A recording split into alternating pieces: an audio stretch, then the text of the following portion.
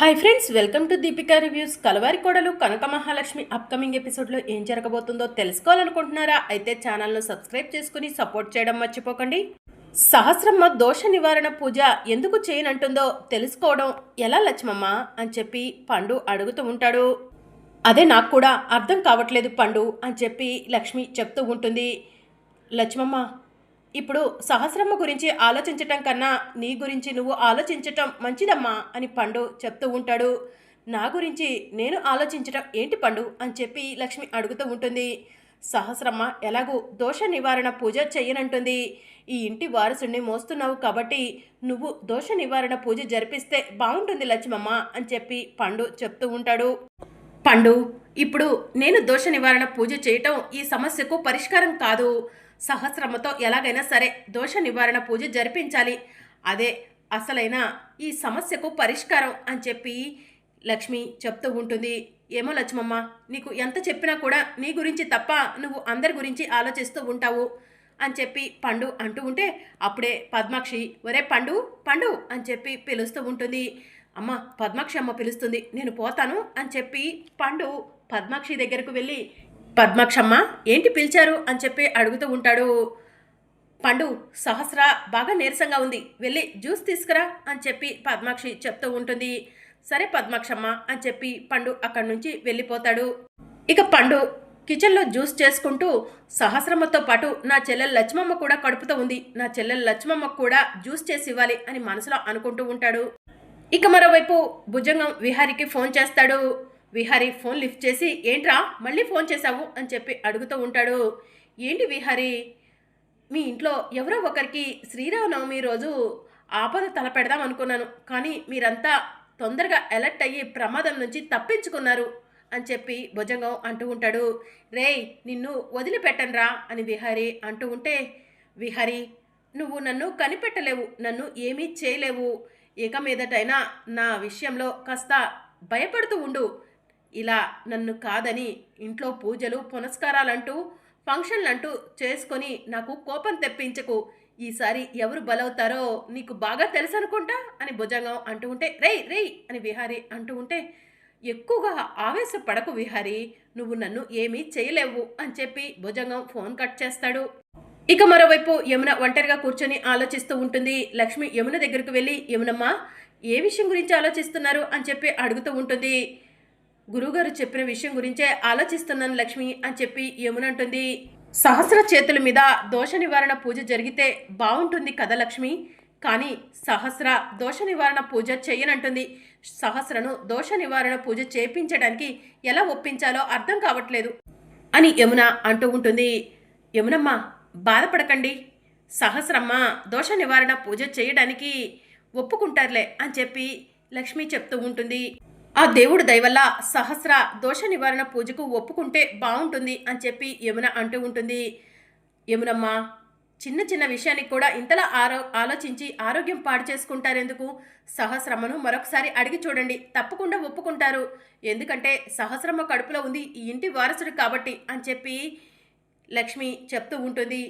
అవును లక్ష్మి, ఇంటి వారసుడు గురించి సహస్ర పద్మాక్షి వదిన ఆలోచిస్తే బాగుంటుంది అని చెప్పి యమున అంటూ ఉంటుంది. బాధపడకండి యమునమ్మ, ఒకసారి వెళ్ళి సహస్రమ్మను అడిగి చూడండి, సహస్రమ్మ మనసులో ఏముందో తెలుస్తుంది కదా అని చెప్పి లక్ష్మి అంటుంది. సరే లక్ష్మి, ఇప్పుడే సహస్ర దగ్గరకు వెళ్తాను అని చెప్పి యమున సహస్ర సహస్ర అని చెప్పి సహస్ర రూమ్లోకి వెళ్తుంది. ఈవిడేంటి ఇప్పుడు వస్తుంది? ఆ దోష నివారణ పూజ గురించి మాట్లాడటానికే వస్తుందా? ఆవిడ ఎన్ని చెప్పినా కూడా దోష నివారణ పూజ చేయటానికి నేను ఒప్పుకోకూడదు అని చెప్పి సహస్ర మనసులో అనుకుంటూ ఉంటుంది. ఇంకా అప్పుడే యమున సహస్ర రూమ్లోకి వెళ్ళి, అమ్మ సహస్ర అని చెప్పి అంటూ ఉంటే, ఏంటత్తయ్య అని చెప్పి సహస్ర అడుగుతూ ఉంటుంది. సహస్ర, గురుగారు చెప్పిన విషయం గురించి మరొకసారి ఆలోచించు. నువ్వు దోష నివారణ పూజ జరిపిస్తే కనుక ఇంటి వారసుడు క్షేమంగా ఉంటాడు, వాడికి ఉన్న గండాలన్నీ తొలగిపోతాయి అని చెప్పి యమున అంటూ ఉంటుంది. మీరు ఎన్ని చెప్పినా సరే ఆ దోష నివారణ పూజ నేను చేయలేవను.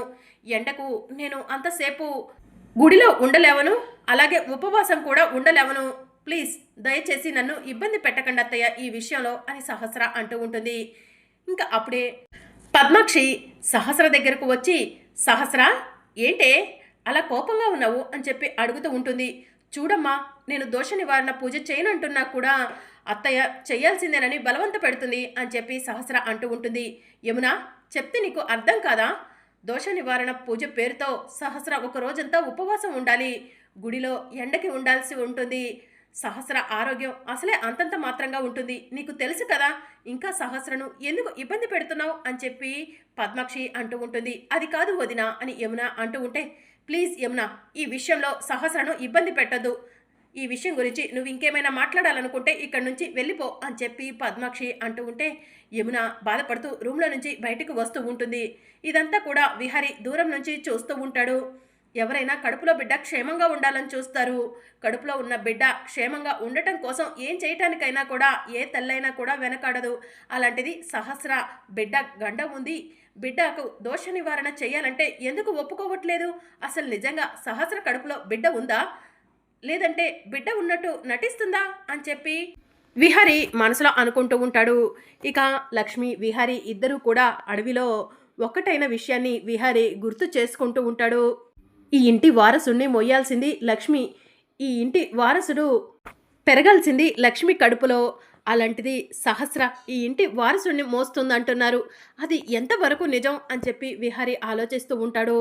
ఇక మరోవైపు యమున ఒంటరిగా కూర్చుంటుంది. పండు యమున దగ్గరకు వెళ్ళి, యమునమ్మ ఏంటి అలా ఉన్నారు అని చెప్పి అడుగుతూ ఉంటాడు. సహస్ర ఎంత చెప్పినా కూడా దోష నివారణ పూజ చేయటానికి ఒప్పుకోవట్లేదు పండు అని చెప్పి యమున చెప్తూ ఉంటుంది. యమునమ్మ, ఎక్కువగా ఏ విషయం గురించైనా ఆలోచించకండి, మీ ఆరోగ్యం అసలే బాగోదు అని పండు చెప్తూ ఉంటాడు. సర్లే పండు, వెళ్ళి కాస్త మంచినీళ్ళు తీసుకొచ్చివు అని యమున చెప్తూ ఉంటే, సరే యమునమ్మ అని చెప్పి పండు అక్కడి నుంచి వెళ్ళిపోతాడు. ఇంకా పండు లక్ష్మి దగ్గరకు వెళ్ళి, లక్ష్మమ్మ, నీ కడుపులో ఈ ఇంటి వారసుడున్నాడు, విహారి గారి రక్తం నీ కడుపులో పెరుగుతుంది. సహస్రమ్మ ఎలాగో దోష నివారణ పూజ చేయనంటుంది, దోష నివారణ పూజ నువ్వు చేస్తే నీ కడుపులో ఉన్న వారసుడు క్షేమంగా ఉంటాడు కదా అని చెప్పి పండు చెప్తూ ఉంటాడు. పండు, ఈ విషయం ఎవరికైనా తెలిస్తే అని లక్ష్మి అంటుంది.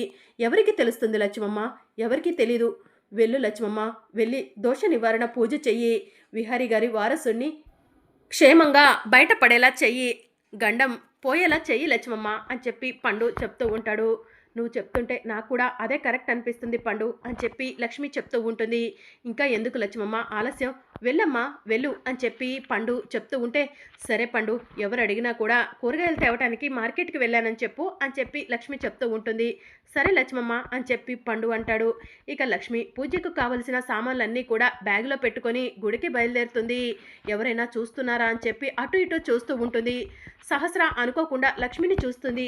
ఇదేంటి ఇంత చాటుగా వెళ్తుంది, అసలు ఎక్కడికి వెళ్తుంది, దీన్ని ఫాలో అయితే ఇది ఏం చేస్తుందో తెలుసుకోవచ్చు అని చెప్పి సహస్ర మనసులో అనుకొని లక్ష్మి వెనకే వెళ్తూ ఉంటుంది. లక్ష్మి గుడికి వెళ్తుంది. ఇదేంటి, ఇది ఎవరూ చూడకుండా వచ్చింది గుడికా, గుళ్ళో ఏం చేయడానికి వచ్చింది అని చెప్పి సహస్ర ఆలోచిస్తూ చాటుగా ఉండి చూస్తూ ఉంటుంది. ఇక లక్ష్మి గుడికి వెళ్ళి, పంతులు గారు పంతులు గారు అని చెప్పి పిలుస్తూ ఉంటుంది. ఏంటమ్మా అని పంతులు గారు లక్ష్మిని అడుగుతూ ఉంటారు. కడుపుతో ఉన్నవాళ్ళు దోష నివారణ పూజ చేయాలని మా గురువుగారు చెప్పారు. దోష నివారణ పూజ నేను చేయాలనుకుంటున్నాను. నా కడుపులో బిడ్డకు ఎలాంటి దోషం లేకుండా క్షేమంగా బయటపడాలనుకుంటున్నాను. అందుకే దోష నివారణ పూజ చేయాలనుకుంటున్నాను. ఈ పూజ సామాన్లు అమ్మవారి ముందు పెట్టి ఇవ్వండి పంతులు గారు అని చెప్పి లక్ష్మి అడుగుతూ ఉంటుంది. సరే అమ్మా, ఈ పూజ సామాన్లు అమ్మవారి ముందు పెడతాను, ఈలోగా నువ్వు గుడి చుట్టూ ప్రదక్షిణలు చేయమ్మా అని పంతులు గారు చెప్తూ ఉంటే, సరే పంతులు గారు అని చెప్పి లక్ష్మి గుడి చుట్టూ ప్రదక్షిణలు చేస్తూ ఉంటుంది. లక్ష్మి పంతులు గారితో ఏం మాట్లాడింది, అసలు పంతులు గారికి ఇచ్చిన సామాన్లు ఏంటి అని చెప్పి సహస్ర మనసులో అనుకొని పంతులు గారి దగ్గరకు వెళ్ళి, పంతులు గారు ఆ అమ్మాయి మీతో ఏం మాట్లాడింది అని చెప్పి అడుగుతూ ఉంటుంది. దోష నివారణ పూజ జరిపించాలనుకుంటుందమ్మా, పూజ సామాన్లు అమ్మవారి ముందు పెట్టమని చెప్పింది అని చెప్పి పంతులు గారు చెప్తూ ఉంటారు. దోష నివారణ పూజ అది కడుపుతో ఉన్న వాళ్ళు మాత్రమే చేయాలి కదా, మరి ఆ అమ్మాయి కడుపుతో లేదు కదా పంతులు గారు అని సహస్ర అంటూ ఉంటే, ఆ అమ్మాయి కడుపుతో లేదని నీకు ఎవరు చెప్పారమ్మా, ఆ అమ్మాయి కడుపుతో ఉందంట, కడుపులో బిడ్డ క్షేమంగా ఎలాంటి గండం లేకుండా బయటపడాలని వాళ్ళ గురువుగారు దోష నివారణ పూజ చేయమన్నారట, దోష నివారణ పూజ చేపించడానికే వచ్చింది అని చెప్పి పంతులు గారు చెప్తూ ఉంటారు. ఇక ఆ మాట వినగానే సహస్ర ఒక్కసారి షాక్ అవుతుంది. లక్ష్మి కడుపుతో ఉందా, లక్ష్మి కడుపులో బిడ్డకి తండ్రి బావేనా, లక్ష్మి బావ ఒక్కటైపోయారా అని చెప్పి సహస్ర ఆలోచిస్తూ ఉంటుంది. ఇంకా సహస్ర డల్గా వెళ్ళి చెట్టు కింద కూర్చుంటుంది.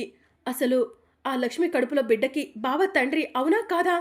లేకపోతే ఆ లక్ష్మి అసలే ఈ మధ్య ప్రాస్టిట్యూషన్ కేసులో దొరికింది. ఆ విషయం వల్ల ఏమన్నా దానికి కడుపు వచ్చిందా? ఈ విషయం గురించి వెంటనే తేల్చేయాలి అని చెప్పి సహస్ర మనసులో అనుకుంటుంది. ఈ లక్ష్మి ఎక్కడ ఉంది అని చెప్పి లక్ష్మి కోసం అటు ఇటు చూస్తూ ఉంటుంది. లక్ష్మి పసుపు రంగు చీర కట్టుకొని అమ్మవారిలాగా రెడీ అయ్యి అమ్మవారికి పూజ జరిపిస్తూ ఉంటుంది. అప్పుడు సహస్ర లక్ష్మి దగ్గరకు వెళ్ళి, ఏయ్ లక్ష్మి ఏం చేస్తున్నావు అని చెప్పి అడుగుతూ ఉంటుంది. ఇక లక్ష్మి సహస్రను చూసి కంగారు పడుతూ ఉంటుంది. ఏంటి కంగారు పడుతున్నావు? నిన్నే అడుగుతుంది. ఏం చేస్తున్నావు అని చెప్పి సహస్ర అడుగుతూ ఉంటుంది. సహస్రమ్మ పూజ చేస్తున్నాను అని లక్ష్మి అంటూ ఉంటుంది.